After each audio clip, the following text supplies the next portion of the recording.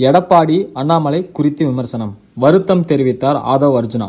சமூக வலைதளத்தில் தவேக தேர்தல் பிரச்சார மேலாண்மை செயலாளர் ஆதவ் அர்ஜுனாவும் கட்சியின் பொதுச் செயலாளர் புஷி ஆனந்தும் புல்வெளியில் பேசியபடியே நடந்து செல்லும் ஒரு வீடியோ வைரலாகி வருகிறது. அந்த வீடியோவில் ஆதவ் அர்ஜுனா அண்ணாமலையாச்சும் 10 பேரை வச்சுக்கிட்டு தேர்தலில் நின்று 18-20% வாக்கு வாங்கி வச்சிருக்காரு. இங்கே எடப்பாடியை நம்பி கூட்டணிக்கே யாரும் வர மாதிரி தெரியல.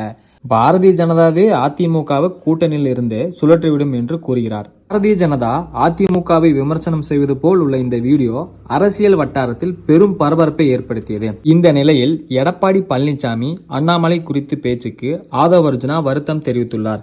இது குறித்து ஆதவ் அர்ஜுனா வெளியிட்டுள்ள எக்ஸ் தளப்பதிவில் கூறப்பட்டிருப்பதாவது: எனது தனிப்பட்ட உரையாடல் குறித்த காணொளி ஒன்று பொதுவெளியில் வெளியானது. ஜனநாயகத்தின் மீது எப்போதும் நம்பிக்கை கொண்டவன் நான்.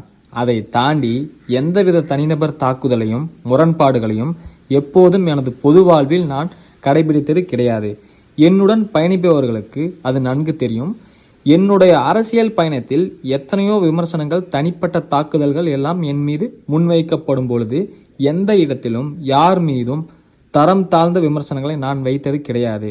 உண்மையும் நேர்மையும் கொண்ட ஒரு புதிய மக்கள் அரசியலை கட்டி எழுப்ப வேண்டும் என்ற ஆவலுடனே நான் இந்த அரசியல் களத்திற்கு வந்தேன். தனி மனித விமர்சனங்கள் ஜனநாயக அரசியலுக்கு அழகல்ல எனும் கொள்கையை உறுதியாக கொண்டுள்ளேன். அப்படி இருக்கையில் அந்த காணொளியில் வெளியான வார்த்தைகள் எனது இயல்பை மீறியது என்பதை நான் ஒப்புக்கொள்கிறேன். அதற்காக உண்மையாகவும் நேர்மையாகவும் எனது வருத்தத்தை தெரிவித்துக் கொள்கிறேன். ஜனநாயக பூர்வ பொது வாழ்வில் எதிர்கொள்ளும் ஒவ்வொரு நிகழ்வையும் எனது அரசியல் வாழ்வில் ஒரு கற்றலாகவே நான் எடுத்துக்கொள்கிறேன். அந்த வகையில் கொள்கைக்கான அரசியலையும் வெளிப்படைத்தன்மையான ஜனநாயகத்தையும் என்றும் மதித்து பயணிப்பதே எனது இலக்கு. இவ்வாறு அதில் கூறப்பட்டுள்ளது.